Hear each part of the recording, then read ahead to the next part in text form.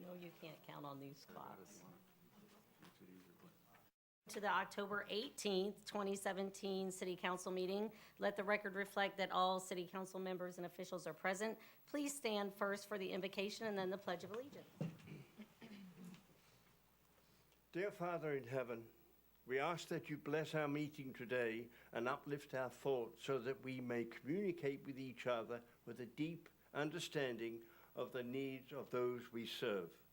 We give grateful thanks to the friendships the associations offered us and the inspiration we receive from each other. Let respect for the others and their ideas be our standard. May thy grace be with this council and their appointed staff and guide them in fulfillment of their duties and decisions. Amen. Amen. I pledge allegiance to the flag of the United States of America and to the republic for which it stands, one nation under God, indivisible, with justice and justice for all. Thank you, John. You're welcome. First, we have a special proclamation that we'll present to ourselves. We're celebrating ourselves today. Hey. Proclamation, City of Punta Gorda, Florida. Whereas city government is the government closest to the most citizens and the one with the most direct daily impact upon its residents. And whereas municipal government provides services and programs that enhance the quality of life for residents, making their city their home. And whereas city government is administered for and by its citizens and is dependent upon public commitment to and understanding of its many responsibilities. And whereas city government officials and employees share the responsibility to pass along the understanding of public services and their benefits. And whereas Florida City Government Week offers an important opportunity for elected officials and city staff to spread the word to all citizens that they can shape and influence this branch of government. And whereas the Florida League of Cities and its member cities have joined together to teach citizens about municipal government through a variety of activities, now therefore the City Council of the City of Punta Gorda, Florida does hereby proclaim the week of October 23rd through 29th, 2017 as Florida City Government Week and encourages all citizens, city government officials, and employees to participate in events that recognize and celebrate Florida City Government Week. Passed and duly adopted in regular session this 18th day of October 2017, Rachel Kiesling, Mayor. And I will present this to our City Manager, Howard Kunick. Congratulations.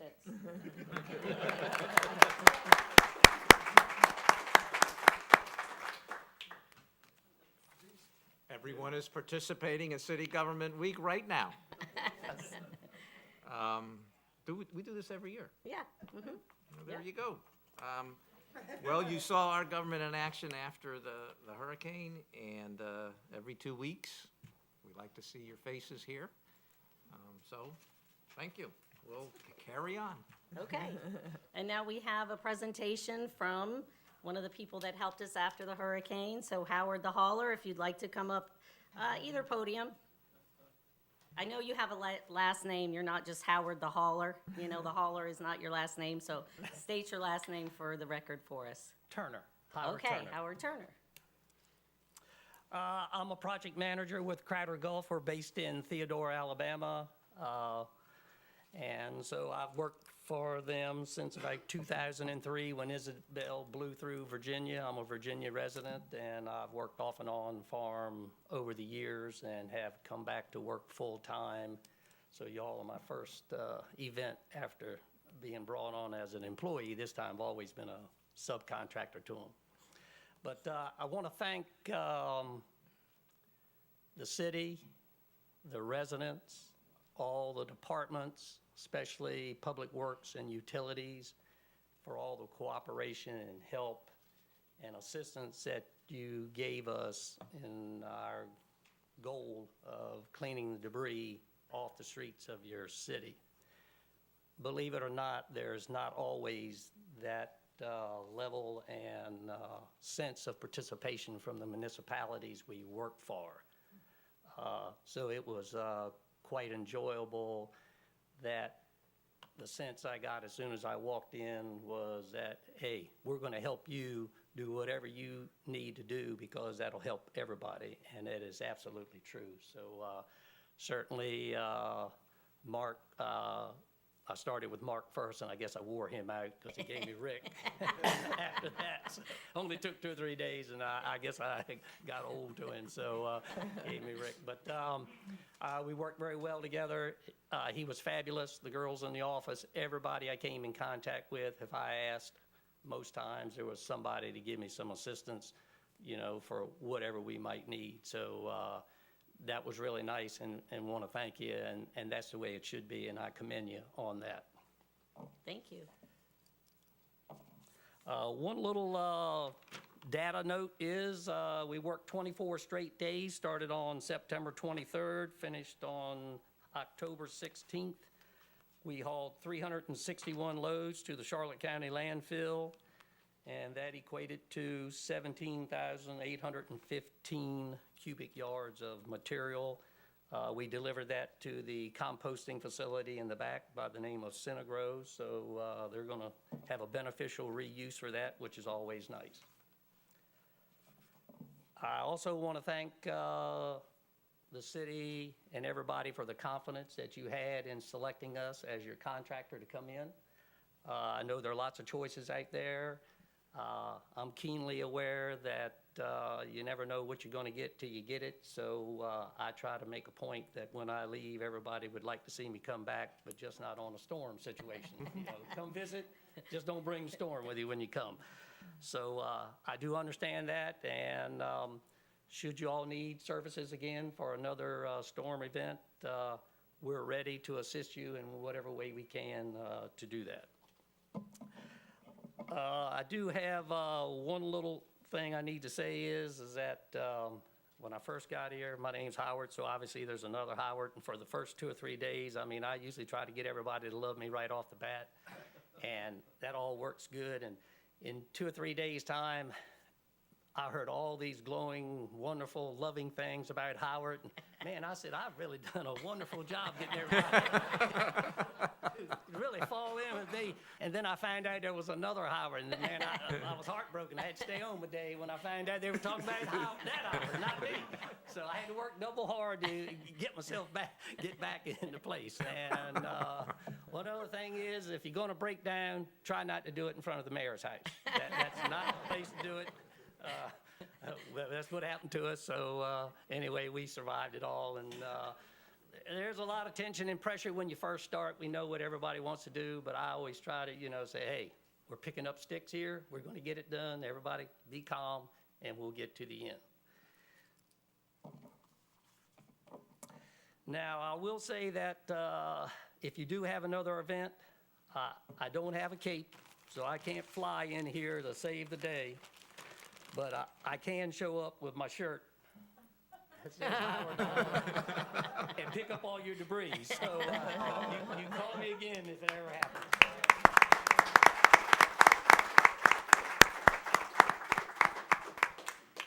Yeah, I came home and the pile was gone, but it was in the middle of the street with the Bobcat, and the Bobcat didn't have any wheel on the back of it. So it was a good, the neighborhood got a nice little community meeting out of watching Howard put his Bobcat back together. Yep. And that girl that was running that thing, she was amazing. She was really good. So we got it cleaned up. Thank you, Howard. Thank you so much. I'm going to beg out because I have another debris cleanup. Okay. They want your truck somewhere, I'm sure. Absolutely. Okay, introduction of board committee member nominees. If your name is in the running for a board or committee and you would like to introduce yourself, now would be the time. Are there any people that are in the running for a board seat that would like to introduce themselves? Okay, seeing none, we will move into the public hearing agenda. The first is of which is SE 04-17. Yes, and quite frankly, this is, should be a quasi-judicial Okay. hearing, so anyone that would wish to be providing evidence or testimony with respect to SE 04-17, please rise to be sworn at this time. Could you raise your right hand, please? Do you solemnly swear or affirm to tell the truth, the whole truth, and nothing but the truth in today's proceedings? I do. Thank you. When you come ready to speak, please come to the podium, state your name, and indicate you've been sworn. This is a special exception request by Robert Burnson, agent for Charlotte 41 Properties LLC, property owners pursuant to Chapter 26, Section 16.8, Punta Gorda Code to allow for outdoor storage as is permitted by special exception per Chapter 26, Article 3, Section 3.10B1, Punta Gorda Code, and to allow for for indoor storage facility as is permitted by a special exception per Chapter 26, Section 3.10F6, Punta Gorda Code, for the property addressed as 3811 Tamiami Trail, Punta Gorda, Florida, located in the Highway Commercial Zoning District. Good morning. For the record, Lisa Hannon, zoning official, and I have been sworn.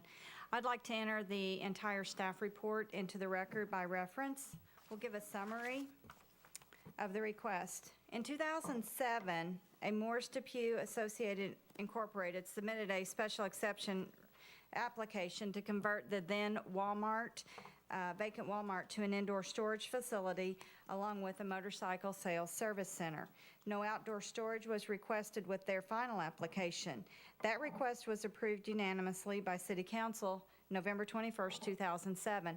However, was never implemented. Therefore, the special exception 04-07 expired 2 years after the approval.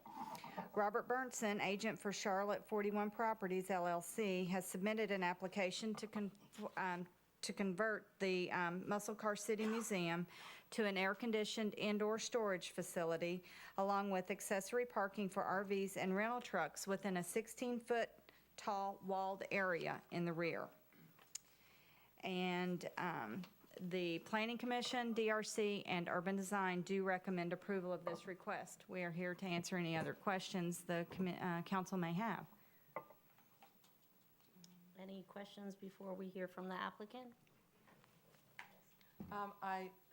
I guess first I need to state that I have met the applicant at a Burnt Store Isles Association meeting that the association had. It was not a specially arranged meeting between me and the applicant, but I was there and we spoke. I do have a question for Lisa when it comes to the staff recommendations. You said based upon the stated conclusions, no, you had conditions, and there were 2 conditions. Have you covered those with the applicant? Yes, ma'am, they were covered at the Planning Commission meeting, but I can put them on record if you would like. Well, I just wondered if they had agreed to Yes, those. ma'am. Okay, thank you. You go ahead and read them just for Okay. clarity. The staff recommended conditions of approval that the 16-foot tall buffer wall be constructed of materials congruous to the primary structure and be painted to match.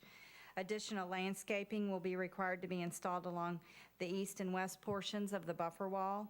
And the existing landscaping, this condition number 2, I'm sorry, the existing landscaping must be brought up to the current landscaping code for the site, including parking, buffering, and potential right-of-way issues. Thank you. Any other questions?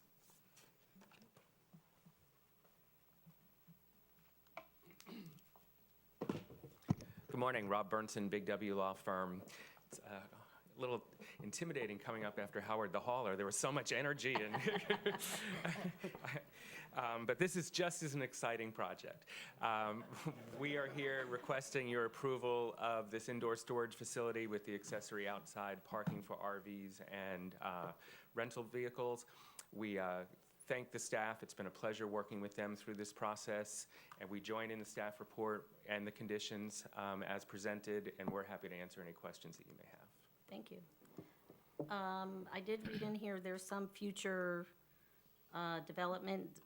What might that include? That's not part of this project. This is only, when it was up before, it's basically from the Walmart store in the drive aisle to the north, and the southern portion of the property will be for some future development that we do not have any plans for at this time. Okay, so you're just basically taking the existing building and turning it into an indoor facility? No motorcycle, that went away with the first special exception? Right. Okay, all right. Any other questions for the applicant? No? This is a public hearing. If you would like to speak on SE 04-17, now would be the time.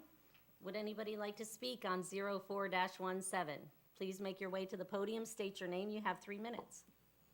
Good morning. My name is Ian Milne. I'm the president of the Burnt Store Isles Association. And last month, And if you would indicate that you have been sworn, please. I have been sworn. Last month, the developer invited all of Burnt Store Isles to a meeting at Muscle Car City Museum. About 50 of us showed up. We heard a detailed presentation about their vision for what they had planned to do with the property. The residents had some great questions, and they were answered very thoroughly. I heard nothing but supportive comments during the entire meeting, and the meeting ended with a hearty round of applause. And since that time, the association has heard nothing but positive feedback about the project, and so we'd like to recommend to the council that they approve the special exception and let the project go forward, and we're happy to welcome them to the neighborhood. Thank you. Thank you. Would anybody else like to speak on SE 04-17? Third and final call. If anybody would like to speak, please make your way to the podium. Move to close public hearing. Second. We have a motion, a second, to close the public hearing. All in favor? Aye. Opposed? Carried unanimously. I'll move approval. Second. We have a motion, a second, to approve SE 04-17. All in- With the. With the two conditions that were stated? Yes. Yes, your motion included, and your Yes. second? Okay. With the two conditions as stated Yes. by staff, all in favor? Aye. Aye. Opposed? Carried unanimously. Thank you very much. Yes, thank you. And thank you for reaching out to the neighborhood. That's a very important part of the process. Like to hear that every time. Next, we have GA 05-17. Yes, this is a non-quasi judicial public hearing, and it's the first reading of an ordinance that I'll read by title only. An ordinance of the City of Punta Gorda, Florida, amending Punta Gorda Code, Chapter 10, Yard Waste, Solid Waste and Recycling, Article Roman numeral 2, Solid Waste, amending Section 10-11, increasing the monthly fee for removal and disposal of curbside recycling services, providing for conflict and severability, and providing an effective date. As part of our contract with Waste Management, we have a 90 cent per month increase in the recycling rate. We're about a month late, but that's okay. So this just puts into effect what our contract has, and after the second reading of the ordinance, we'll have it in place for November. Any questions for Howard? No. This is a public hearing. If anybody would like to speak on GA 05-17, now would be the time. Would anybody like to speak on this ordinance regarding recycling rates? Last call. Anybody like to speak on GA 05-17? Move to close public hearing. Second. We have a motion, a second, to close the public hearing. All in favor? Aye. Opposed? Carried unanimously. Move approval GA-05-17. Second. We have a motion and a second to approve GA 05-17. All in favor? Aye. Opposed? Carried unanimously. Next, we have GA 06-17. Yes, and this is the first reading of an ordinance, which I'll read by title only. An ordinance of the City of Punta Gorda, Florida, amending Chapter 16, Park Regulations of the Punta Gorda Code, amending Section 16-2, Definitions, and by adding a new Section 16-10, Vietnam Veterans Memorial of Southwest Florida Rules and Regulations, providing for conflict and severability and providing an effective date. Thank you. Good morning, Mikhail Finkel, paralegal for the record. This is just an ordinance of general nature adopting the rules that was already discussed by City Council for the Vietnam Memorial area, not the entire park, just the memorial area. Shown up here, it's kind of hard to see, that's a draft mock-up of what the signs look like. That will be on either end at the plazas. There'll be two on the east and west plazas. And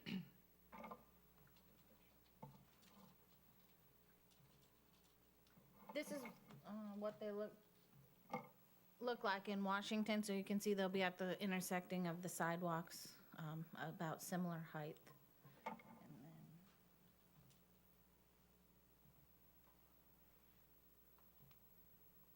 then you can see here, the red rectangle is approximately where they'll be located. And then there will be a, I guess we called it a wayfinding sign, when we redo the front of the park, that will outline this area in case there's questions out in the field. We did include One thing we did include, when this was presented, the wall area the line went from plaza to plaza across the pond. The way the ordinance is written, we included the entire pond just to keep someone from fishing in the pond or something like that, so. If there's any questions? Did the committee get a chance to see this? Yes, Dick Carr did. He emailed me this morning. He wasn't able to be here. Stacy Calvino was gonna be here, but I don't see her. He didn't indicate in his email any issues. This will come back for a second reading too, next meeting. Okay. Any questions for staff or comments? This is a public hearing. If you would like to speak on GA 06-17, now would be the time. Please make your way to the podium, state your name. You have 3 minutes. Good morning. My name is Michael Hirsch, a Punta Gorda resident for 15 years. I spent most of 1966 as an Army combat correspondent in Vietnam, and but for dumb luck on multiple occasions, I'd be unable to address you this morning because my name would be on that wall. The names of 3 of my buddies, fellow Army journalists, are on it, so it should be crystal clear then that I understand what the memorial wall is all about. I've spent my adult life as a journalist and an author. My life has been all about the First Amendment. This proposed ordinance is a misguided attempt by government to regulate speech. It attempts to delineate what citizens can say and what they can't say within a relatively large area of a public park. You can't do that. Even though your intentions may be honorable, your actions will be unconstitutional, and that could be a financially costly error. Don't take my word for it. I sent a copy of the proposed law along with photos of the area to a nationally recognized First Amendment expert. David Goldberger was the civil liberties attorney who represented the Nazis in the infamous Skokie case. Here are his comments. He says, protecting the solemnity of the memorial does not justify a flat ban on all speech activities in the entire area.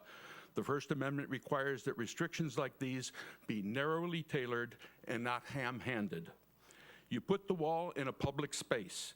The speech you're trying to prevent does not interfere with the use of the memorial in any way by people who are going to view it. You are limited by law to reasonable regulation of time, place, or manner of speech, and a flat ban such as you're proposing is not such a regulation, it's censorship. If 20 members of the VFW showed up in uniform on Veterans Day to pay respects by standing in formation, shoulder to shoulder, near the wall, they would be in violation of your ordinance the way it's written. Would you arrest them? Finally, David said I should remind you that attorney's fees are awarded in civil liberties cases. In other words, he said, they should have their checkbook ready. And finally, who do you expect to enforce this law? The Punta Gorda Police Department? The PGPD needs to be rehabilitating its image, not creating opportunities for more nationwide ridicule. Or don't you think arresting a group of nonviolent citizens demonstrating at the wall against this country getting into another military misadventure would draw negative media attention?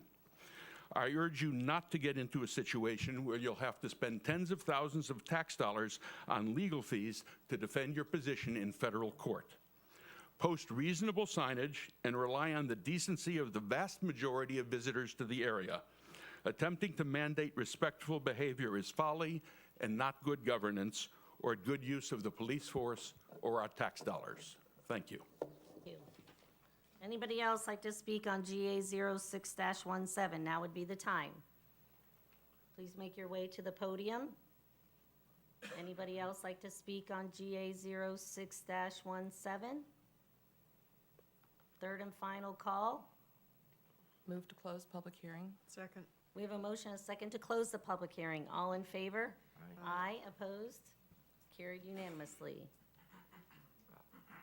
I don't know what to say. I mean, we modeled this after the Vietnam Wall rules and regulations in Washington, D.C. I'm prepared to, I wasn't anticipating this, but I'm prepared to respond. You know, I gave you a memorandum not too long ago distinguishing between open public forum, limited open public forum, and non-public forum. And I think traditionally, Veterans Park, this area, has not been considered or designated by the city as open public forum. And the the U.S. Supreme Court recognizes our ability to designate open public forum that traditionally had not been considered as such, and to limit public areas for specific purposes. Quite frankly, I see nothing contrary to what we're doing, given the fact that it's a very limited area. It would not prevent the kinds of demonstrations, protests, whatever, that could be done outside of the designated area. So the restrictions that we've imposed for the sanctity of the purpose for which this park has been designated, I think would be upheld by federal law.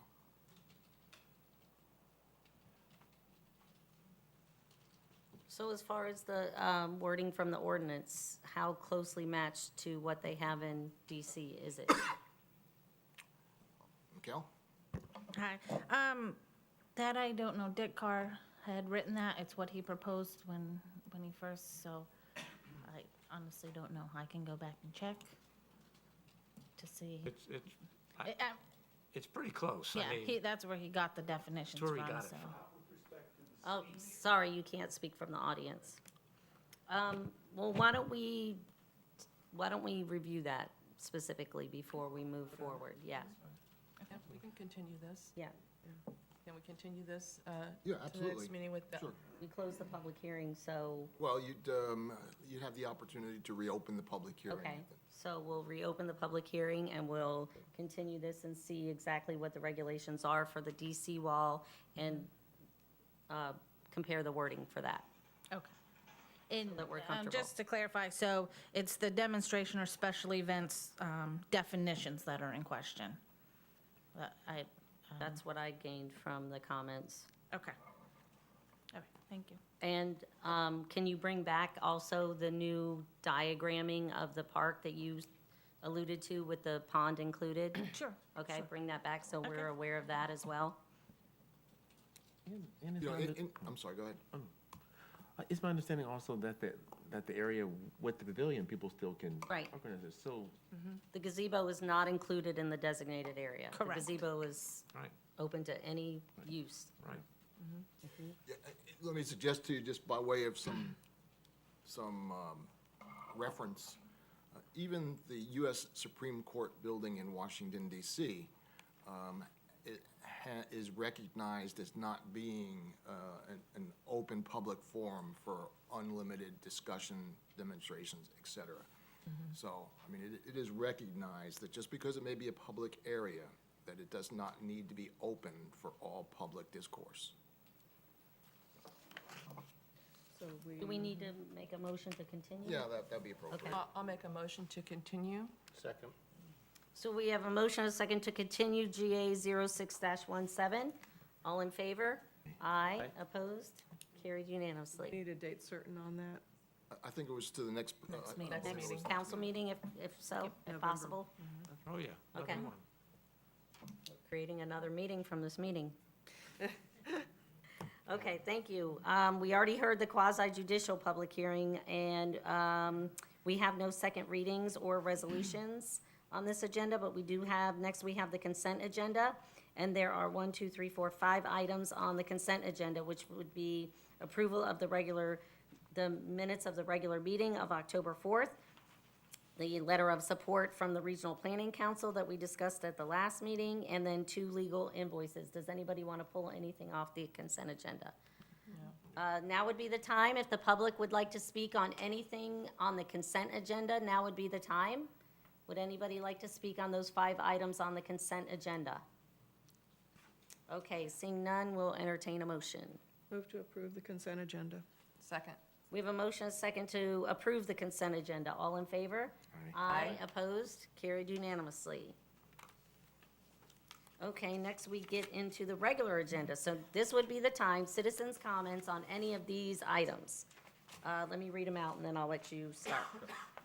The award for the purchase of the rebar for the seawalls, the Punta Gorda Historical Society local business tax, the program to allow use of docks during seawall repairs, the living shoreline presentation, the strategic communications plan presentation, the consideration of the consolidation of the Planning Commission and the BZA, the Peace River Wildlife Center sign, the Economic Development Installment Payment Program discussion, and the discussion regarding the turning lane changes on Nesbit and Marion.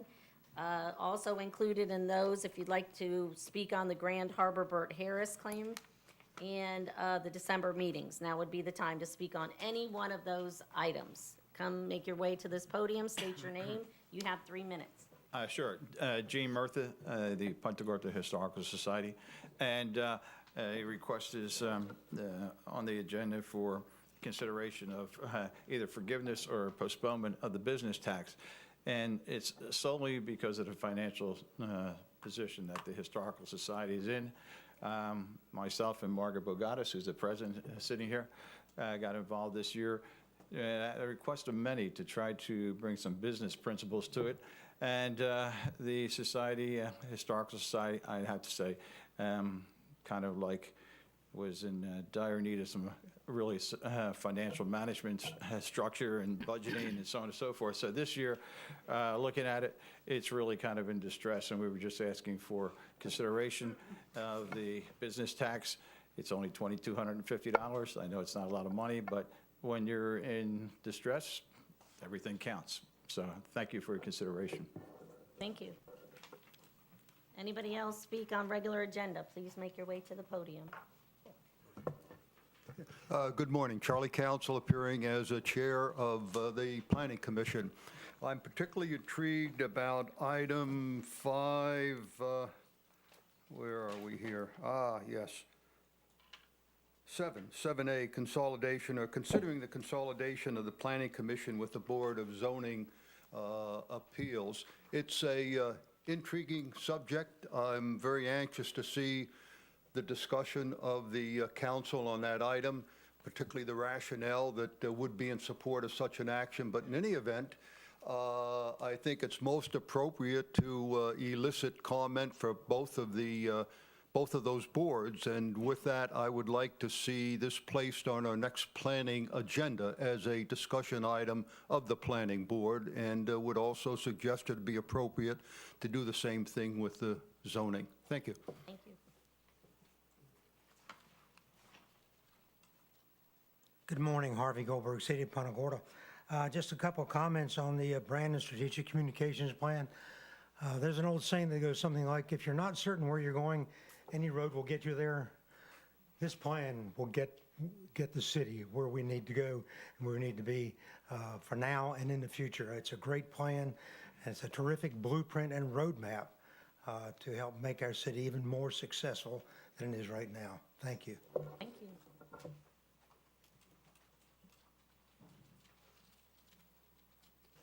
John Burridge, I'm chairman of the Board of Zoning Appeals. I won't want to say too much. I will echo on the things that Charlie Council said.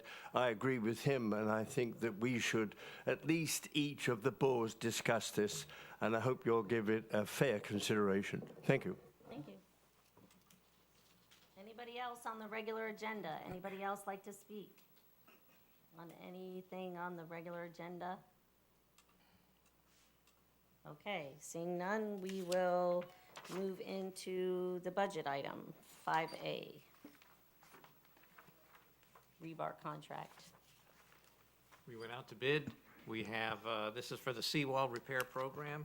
We have 2 firms that we would like to award the contracts to. You see who they are.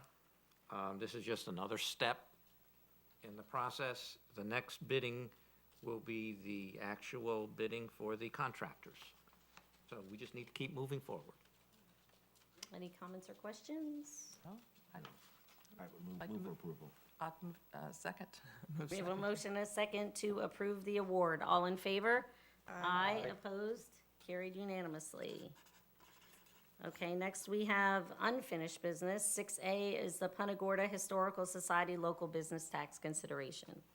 This was brought before us about a month ago, and the request is that the local business tax, the Historical Society, because of their financial issues, they want it either waived or forgiven for a year.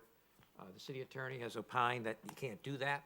However, Local business tax, just like an impact fee, has to be paid. If city council wants to, they can take dollars from another account, city council reserve, city council contingency or reserve, and pay the tax for the historical society.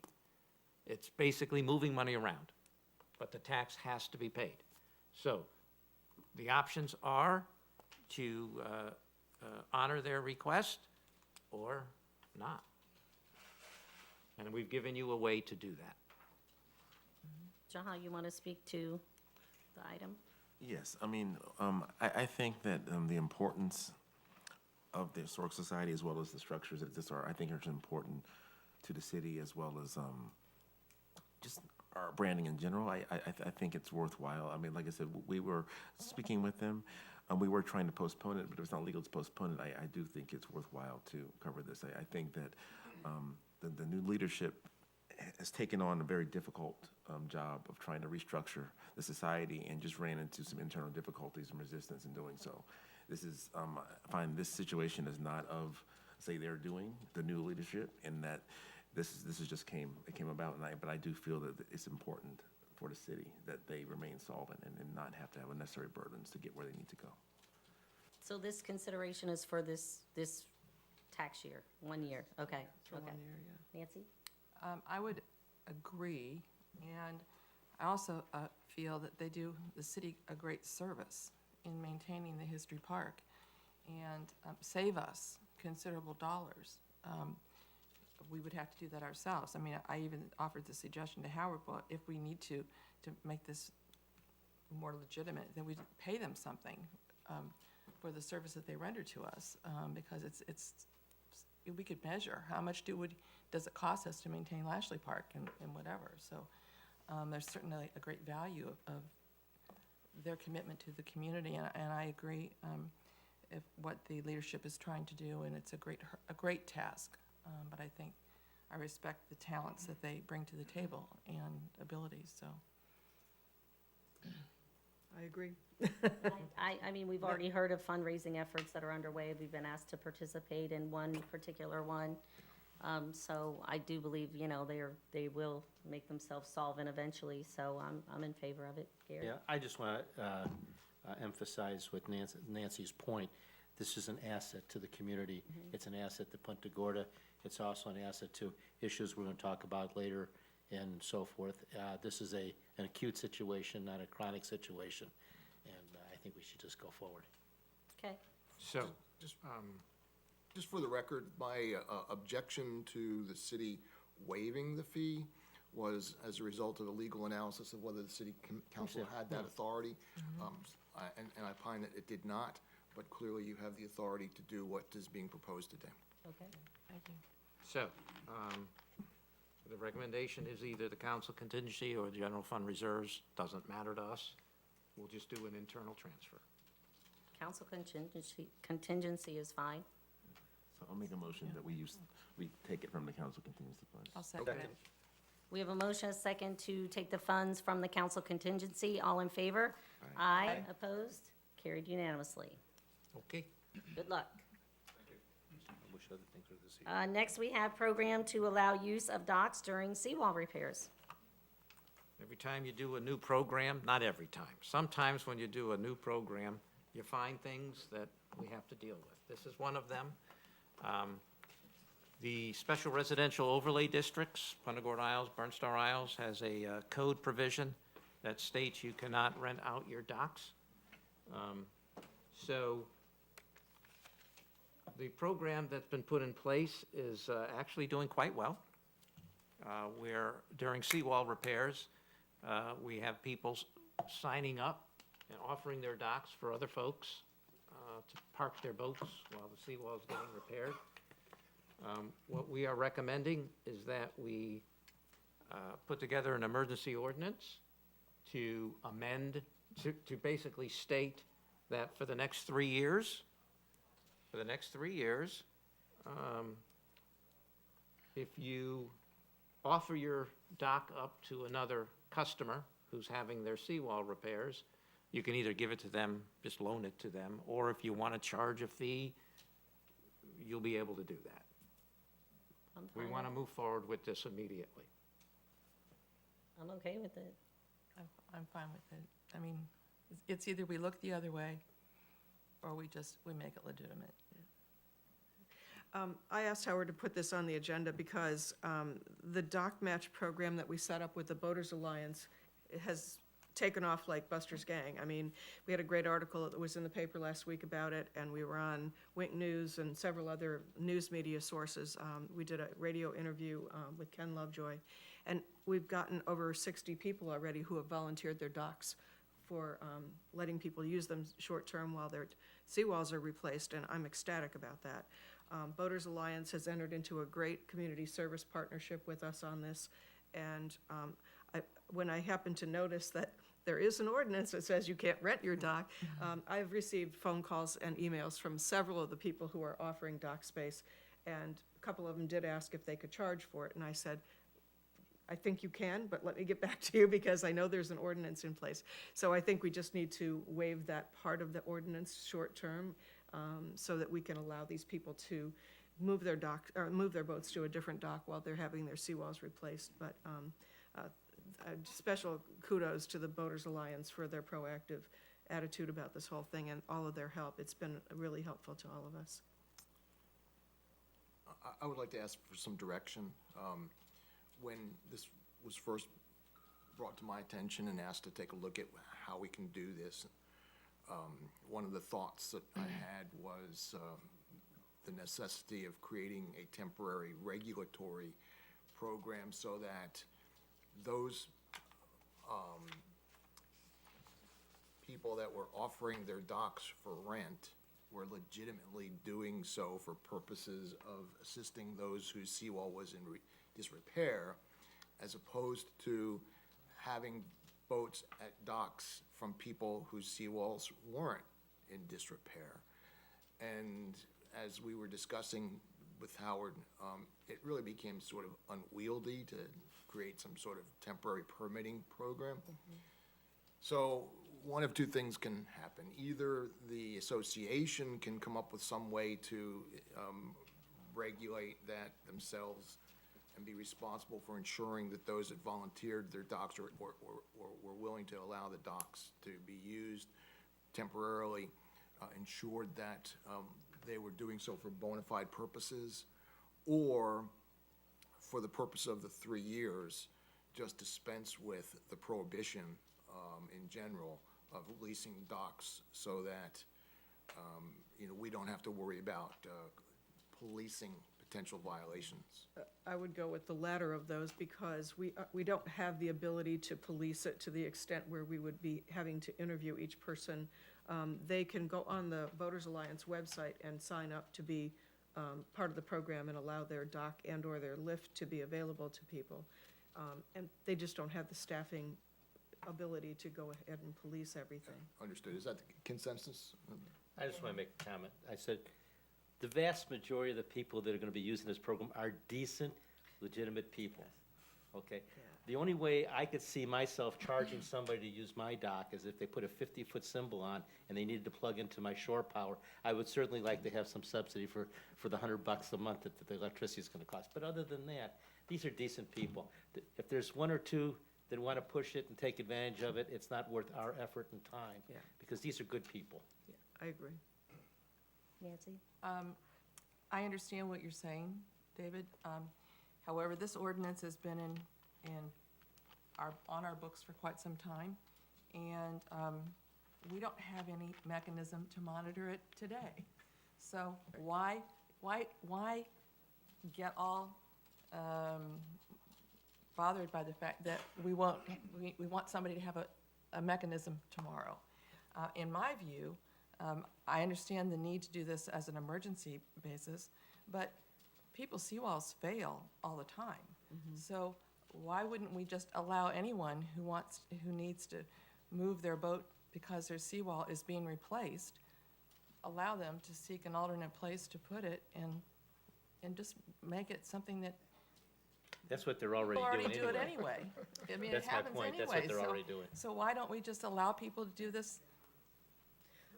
Well, I just felt we needed to address the part of the ordinance that does exist so that Right. we can I get, not have yes. somebody renting out their I next door absolutely neighbor. get the emergency part of this. Yeah. Totally. Yeah. I don't think we need to create any kind of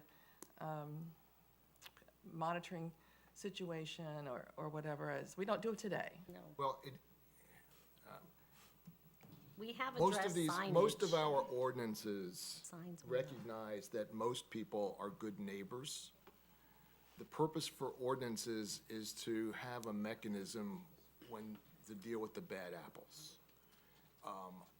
I'm sure that whatever council approved this language many years ago, there was a reason for that. And while we don't have a mechanism to go and police it, we certainly get complaints from neighbors who see that this is happening. And either because, I won't even suggest the motivations for the complaints, but that's how we deal with this ordinance and others that are intended to address a situation when there's a bad apple. So that's why I'm bringing it before the city council for their direction. I believe I understand the direction and will prepare an emergency ordinance accordingly. Our paralegal probably already has the emergency ordinance already prepared. Good. I know we did address, there were some signage issues where people were actually putting dock for rent signs. We did have that discussion. That was a while ago. That was a couple years ago, and I think we did say, yeah, that's not allowed, that has to come down. So, I mean, it has been, some of that has been going on, but I would agree, we don't want to get into policing it, but we may get complaints. We may. We may. We get a complaint, we'll look at it. I just felt like we didn't want neighbors ratting out other neighbors because they see a boat all of a They sudden. might. I know, and that's why I thought we needed to address the fact that it is an ordinance that's in Yes. place. There's also one issue that probably wouldn't occur, but could. There are some undeveloped properties that are zoned for multifamily that already have the docks in, even though the buildings have never been bought. And if a developer were not ready to develop, but wanted to say, okay, I can get a little income by renting the docks, this would be a way to protect us from an egregious Well, situation. and there's one gentleman who has a multifamily parcel, and it has 11 docks on it, and he's offered those 11 docks available Exactly. at no charge, Yeah, so, I understand it. I'm just saying, I'm talking about Down the year road. 4, yeah. not right now. Comfortable with the 3 years? Yeah, I'm comfortable think with that.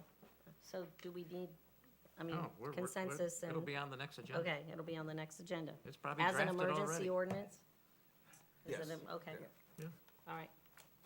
Okay, so next we have the Living Shoreline, Developing a Comprehensive Action Plan Through Collaboration presentation.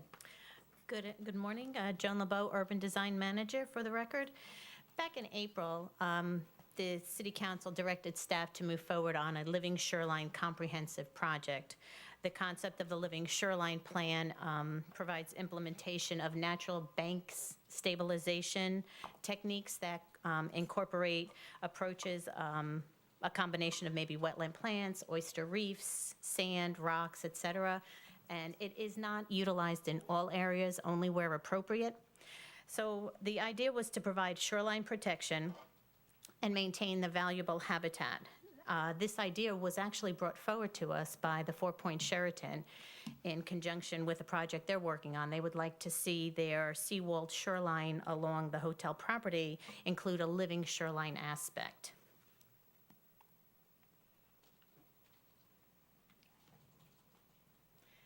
So the partners that are part of this project include the Nature Conservancy. With us today, we have Dr. Christine Shepard and Ann Birch. We have the Charlotte Harbor National Estuary Program, Jennifer Hecker. We have CH2M, our engineering group, with Jason Bird. The other partners that are not present are the Aquatic Preserves, the Four Point Sheraton, and then the DEP have participated in all of our all of our meetings. So the living shorelines, as you can see there, there's a seawall. Some of the ideas might be to incorporate the mangroves, some other plants, rocks, et cetera, all for the benefits of stabilizing that area, protection of the surrounding environment, and improvement of the water quality, the look of aesthetics, so you don't have that solid wall that you're looking at. It helps deploy some of the wave action that hits those hard surfaces, and then it creates habitat biodiversity.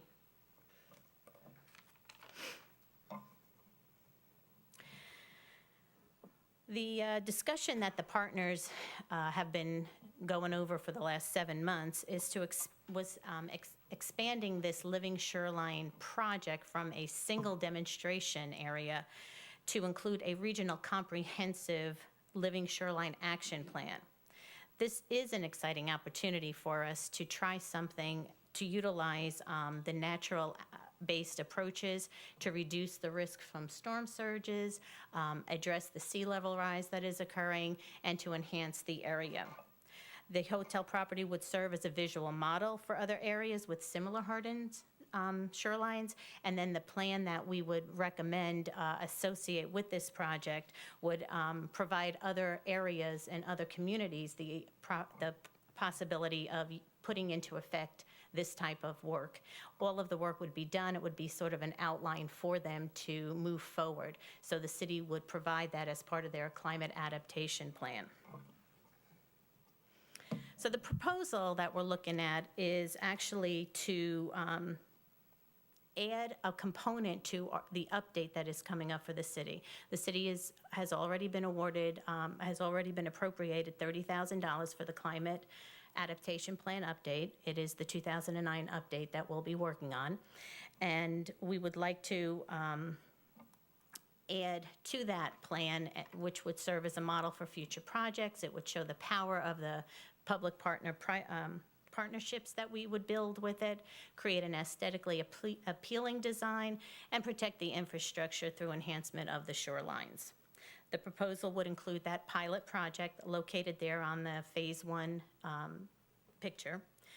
And it would add, some of the things that we could do with that project is add to the Trails That Teach. We could incorporate it into that as well. Once the project is in place, we would then promote the signage around that area with the Trails That Teach signage, and that would again add to another partnership with the community. Continuing the proactive stance on coastal resiliency planning that the city has incorporated in the past with the Oyster Reef Restoration Project, the second part of the project would include designing a plan that others would emulate, utilizing the sound planning practices outlined in our 2040 comprehensive plan that was previously adopted. The project would expand strategies identified in the 2009 climate adaptation plan.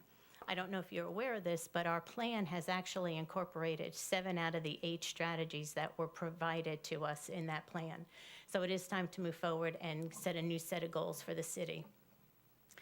As we move forward with our studies, it will be important to incorporate the implementation of coastal resiliency planning in other areas.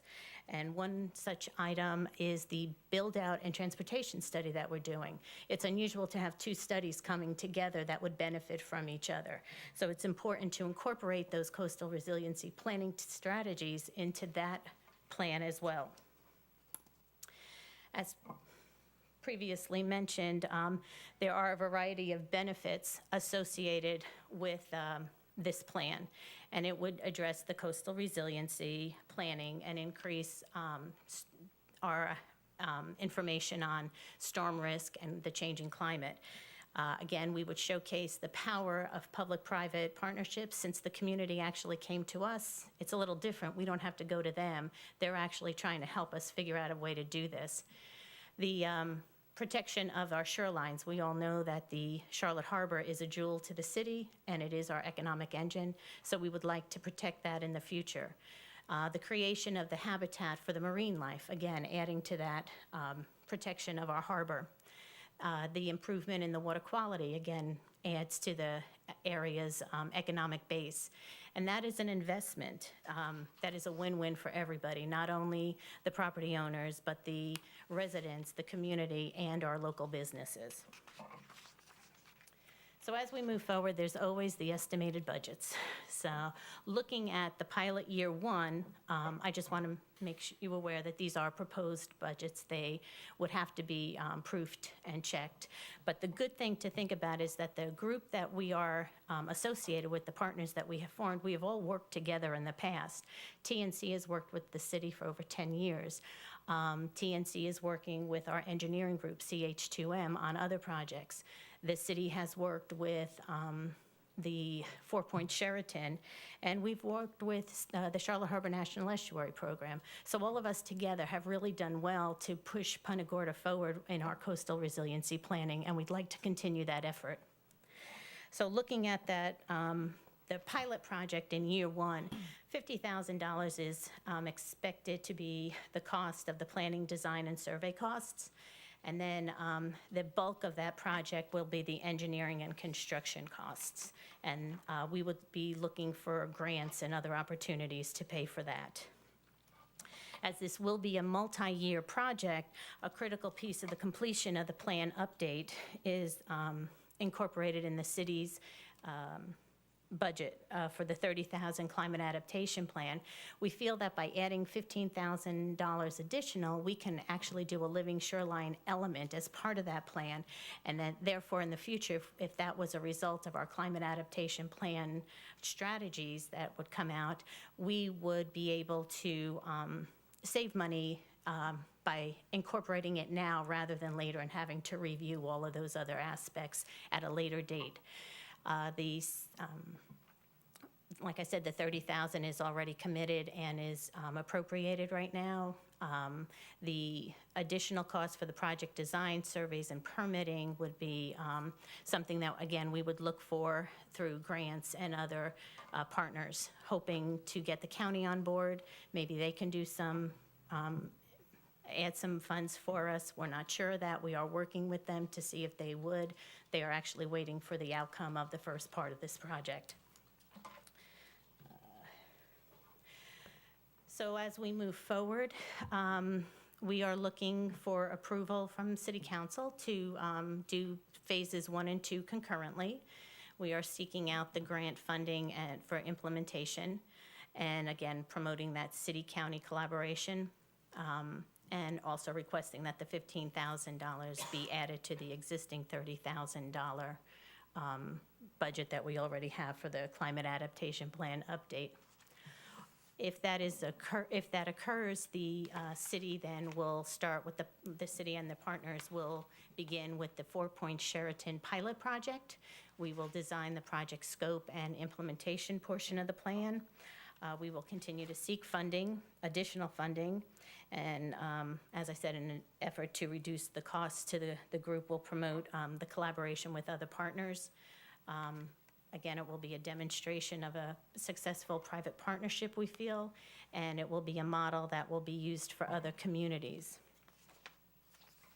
The climate adaptation plan update will include then a separate element on the living shoreline, and we will develop the project timeline, align this update with our other planning